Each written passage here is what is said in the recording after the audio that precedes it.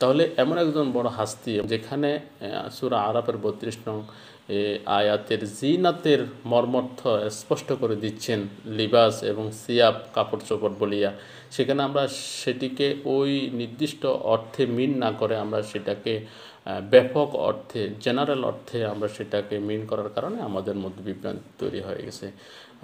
এই বিভ্রান্তি আমাদের দূর করতে হবে, আর সেজন্য আমাদেরকে নিজের মন গড়া বা নিজের চয়েস থেকে না পড়ে আমাদেরকে সেটাকে আল্লাহ রসুলের সিরাত, কোরআনের আয়াতগুলোর শানে নজুল বা নাজিলের প্রেক্ষাপটকে সামনে রেখে আমাদেরকে সালাফের বুঝের আলোকে আমাদেরকে শিখতে হবে। নতুবা ওই যে সূরা বাকারার যে ২৬ নং আয়াতে আল্লাহ বলেছেন ইউদিল্লু বিহি কাসীরা, আব্দুল্লাহ ইবনে মাসউদ রাদিয়াল্লাহু তাআলা আনহু এই আয়াতের ব্যাখ্যায় বলেছেন যে আল্লাহ তাআলা এই কোরআনের মাধ্যমে বহু ব্যক্তিকে গুমরা করেছেন। তো ওই বহু ব্যক্তি কারা? তারা হচ্ছে মুনাফিকরা, যারা কোরআনকে আল্লাহর রসুল এবং সাহাবিদের, বিশিষ্ট সাহাবিদের বুঝের আলোকে তারা মানতে পারেনি, যার কারণে তারা গুমরা হয়ে গেছে। বিসমিল্লাহির রহমানির রহিম। আজকে কথা বলবো কবি হাসান মাহমুদ এবং সজল রোশন, তাদের এই দুজনকে নিয়ে। তারা ইতিমধ্যে মানুষকে বিভ্রান্ত করার জন্য এবং হাদিসকে কোরআনের বিরুদ্ধে সাব্যস্ত করার জন্য অনেক ধরনের প্ল্যান তারা নিয়েছে, এবং তারা খুবই সতর্কতার সাথে এবং সুকৌশলে তারা হাদিসকে কোরআনের মুখোমুখি দাঁড় করিয়ে জনমনে একটি বিভ্রান্তি তৈরি করার জন্য অপচেষ্টা করে যাচ্ছে। কিছুদিন আগে আমি তাদের একটি লাইভ দেখলাম, যেখানে সজল রোশন বক্তব্য দিচ্ছিলেন, কবি হাসান মাহমুদ শুনছিলেন। সেখানে আমি খুব লক্ষ্য করলাম যে তারা কতটা জেহালত এবং অজ্ঞতা থেকে তারা হাদিসকে কোরআনের মুখোমুখি দাঁড় করতেছে। সে হাদিসটি হচ্ছে সহিহ বুখারী হাদিস নাম্বার 5414। হাদিসটিকে সূরা আরাফের ৩২ নম্বর আয়াতের মুখোমুখি তারা দাঁড় করানোর চেষ্টা করেছে। সেখানে তাদের জেহালত বা যে অজ্ঞতাপূর্ণ তাদের যে লেকচার বা ভাষণ, সেটি হচ্ছে এরকম।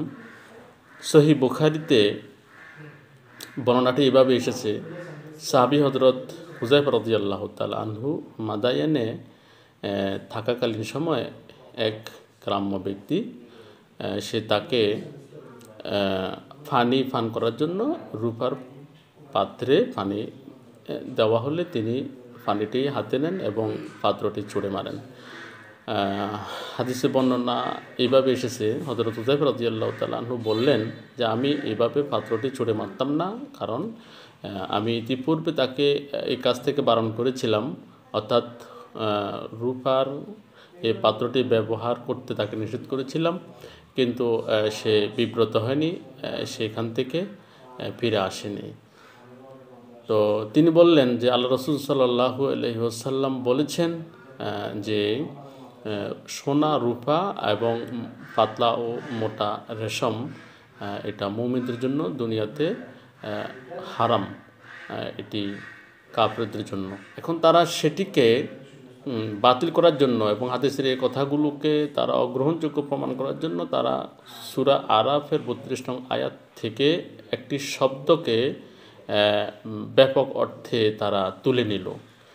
সেই আয়াতটি হচ্ছে বিসমিল্লাহির রহমানির রহিম, কুল মান হাররামা যিনাতাল্লাহিল্লাতী আখরাজা লিইবাদিহি ওয়াত-তাইয়্যিবাতি মিনার রিজক। আয়াতের অর্থ হলো, আল্লাহ তাআলা বলেন, হে নবী আপনি বলে দেন, আল্লাহর সৌন্দর্য উপকরণকে এমন কে আছে যে হারাম করতে পারে, যে সৌন্দর্য উপকরণকে আল্লাহ তাআলা তার বান্দাদের জন্য সৃষ্টি করেছেন, এবং পাক পবিত্র রিজিক কে এমন আছে হারাম করতে পারে যা তিনি তার বান্দাদের জন্য সৃষ্টি করেছেন।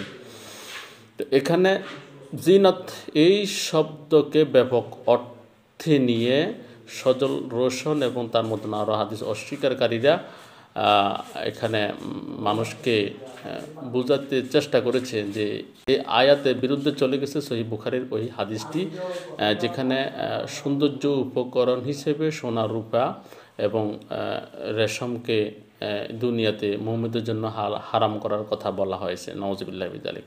অথচ আয়াতের মধ্যে সৌন্দর্য উপকরণের যে শব্দটি জিনাত, যে শব্দটি এসেছে সেই শব্দটি থেকে ব্যাপক অর্থ উদ্দেশ্য নয়, যেটা আমরা আয়াতের অবতীর্ণ হওয়ার প্রেক্ষাপটকে সামনে রাখলে আমরা বুঝতে পারি।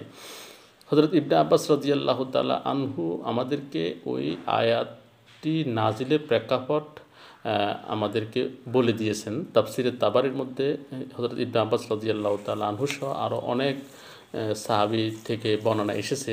ইবনে আব্বাস রাদিয়াল্লাহু তাআলা আনহু বলেছেন, ইন্নাল জাহিলিয়্যাতা কানু ইউহাররিমুনা আশিয়া আহাল্লাহু মিনাস সিয়াবি ওয়া গায়রিহা। তিনি বলেন যে জাহিলি যুগে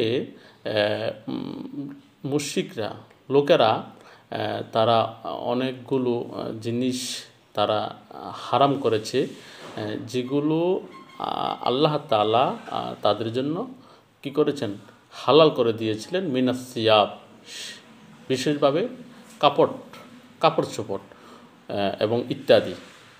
ওয়াহুয়া কাউলুল্লাহি, আর সেই বিষয়টিকে আল্লাহ সুবহানাহু ওয়া তাআলা তার আয়াতের মধ্যে এভাবে বলেছেন যে কুল আরাআইতুম মা আনজালাল্লাহু লাকুম মির রিজক।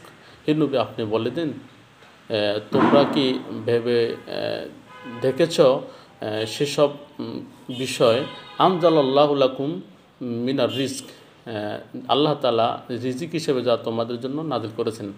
ফাজাআলতুম, অতঃপর তোমরা মিনহু, সেখান থেকে কিছু হারাম করেছ, ওয়া হালালান, এবং হালাল করেছ। কুল আল্লাহু আযিনা লাকুম আম আলাল্লাহি তাফ। এখন আমরা ইবনে আব্বাস রাদিয়াল্লাহু তাআলা আনহু থেকে আরও পরিষ্কার করে ৩২ নং আয়াতের শানে নজুলটা জেনে নেব। ইবনে আব্বাস রাদিয়াল্লাহু তাআলা আনহু বলেন যে কুল ইয়া মুহাম্মদ লিহাউলাইল জাহলাতি মিনাল আরব আল্লাযীনা ইয়াতাআররাউনা ইনদা তাওয়াফিহিম বিল বাইত। যে কোরআন যেন এটা বলতে চেয়েছে যে হে মুহাম্মদ সাল্লাল্লাহু আলাইহি ওয়াসাল্লাম, আপনি আরবের ওই অজ্ঞতার কারণে তাদেরকে বলে দিন, আল্লাযীনা ইয়াতাআররাউনা, যারা উলঙ্গ হয়ে যায়, ইনদা তাওয়াফিহিম বিল বাইত, বাইতুল্লাহ তাওয়াফের সময়। হযরত ইবনে আব্বাস বলতেছেন, মান হাররামা আইয়ুহাল কওম, যে হে নবী, আপনি তাদেরকে বলেন যে হে কওম, হে সম্প্রদায়, মান হাররামা, এমন কে থাকতে পারে যে হারাম করবে, আলাইকুম জিনাতুল্লাহ আল্লাতী খালাকাহা লিইবাদিহি, আল্লাহর ওই সৌন্দর্য উপকরণ যা তিনি তোমাদেরকে দান করেছেন এবং তার বান্দাদের জন্য তিনি যেগুলো সৃষ্টি করেছেন। আন তাতাযায়্যানু বিহা, বান্দারা যেগুলোর মাধ্যমে সৌন্দর্য বাড়াবে। ওয়া তাতাজাম্মালু বিলিবাসিহা, আর তারা লেবাসের মাধ্যমে তাদের সৌন্দর্যকে বৃদ্ধি করবে। ইবনে আব্বাস রাদিয়াল্লাহু তাআলা আনহু থেকে আমরা আয়াতটি নাজিলের প্রেক্ষাপট জানতে পারলাম, যেখানে সুস্পষ্টভাবে ওই শব্দের ব্যাখ্যা বা অন্তর্নিহিত মর্মার্থ আমরা সুস্পষ্ট করতে পেরেছি।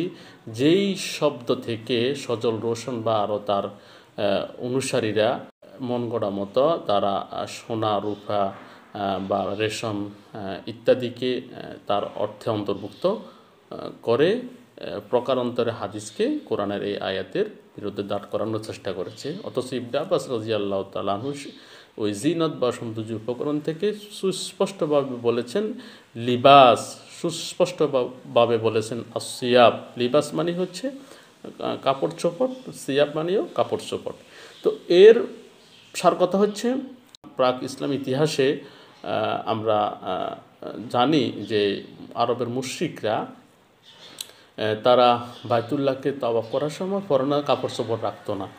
তারা মনে করতো যে ওই সময় ওই কাজটি করার সময় তাদের জন্য জামা কাপড় পরিধানে রাখাটা হারাম। তো এখানে সামারি কথা হচ্ছে যে কখনো কোনো সহি হাদিস, যে হাদিসের সনদ সহি এবং যে হাদিসের সেন অফ নেরেশন একদম স্বচ্ছ এবং নিট অ্যান্ড ক্লিন, যে হাদিস মরফু এবং যে হাদিসের বিশুদ্ধতা নিয়ে মুসলিম উম্মার মাঝে কোনো দ্বিমত নেই, এমন কোনো সহি হাদিস কখনো কোরআনের বিরুদ্ধে যাবে না। যাদের কাছে মনে হচ্ছে যে হাদিসটি কোরআনের বিরুদ্ধে চলে গেল, এখানে বুঝতে হবে যে সে হাদিসটিকে তার মন মতো করে বোঝার চেষ্টা করেছে। এই হাদিসটিকে সাহাবাই কেরাম বা তাবিন, তবে তাবিনগণ, বিশেষ করে হাদিস বিশারদগণ এই হাদিসের প্রত্যেকটা শব্দকে তারা যেভাবে বোঝার চেষ্টা করেছেন সেভাবে সে বুঝতে পারেনি বা বোঝার সক্ষমতা অর্জন না করার কারণেই তার কাছে আপাত দৃষ্টিতে মনে হবে যে হাদিসটি আয়াতের বিরুদ্ধে। ইবনে আব্বাস রাদিয়াল্লাহু তাআলা আনহুর বরাতে বা ওনার সূত্রে আমি এই প্রেক্ষাপটটি আপনাদের সামনে তুলে ধরেছি মূলত আরেকটি কারণে। সেটি হলো ইবনে আব্বাস রাদিয়াল্লাহু তাআলা আনহু এমন একজন বড় ব্যক্তিত্ব ছিলেন যার সম্পর্কে আল্লাহ রাসূল সাল্লাম হাদিসে বলেছেন, আল্লাহুম্মা আল্লিমহু তা'বিলা ওয়া ফাক্কিহু ফিদ্দিন, যে হে আল্লাহ আপনি তাকে কোরআনের ব্যাখ্যা শিখিয়ে দেন এবং তাকে দ্বীনের ফাহাম বা ফিক তাকে আপনি দান করেন। সহিহ বুখারী এবং মুসলিম উভয় হাদিসে এসেছে। তাহলে এমন একজন বড় হাস্তি এমন একজন বড় ব্যক্তিত্ব, যেখানে সূরা আরাফের ৩২ নং আয়াতের জিনাতের মর্মর্থ স্পষ্ট করে দিচ্ছেন লিবাস এবং সিয়াব কাপড় চোপড় বলিয়া, সেখানে আমরা সেটিকে ওই নির্দিষ্ট অর্থে মিন না করে আমরা সেটাকে ব্যাপক অর্থে, জেনারেল অর্থে আমরা সেটাকে মিন করার কারণে আমাদের মধ্যে বিভ্রান্তি তৈরি হয়ে গেছে।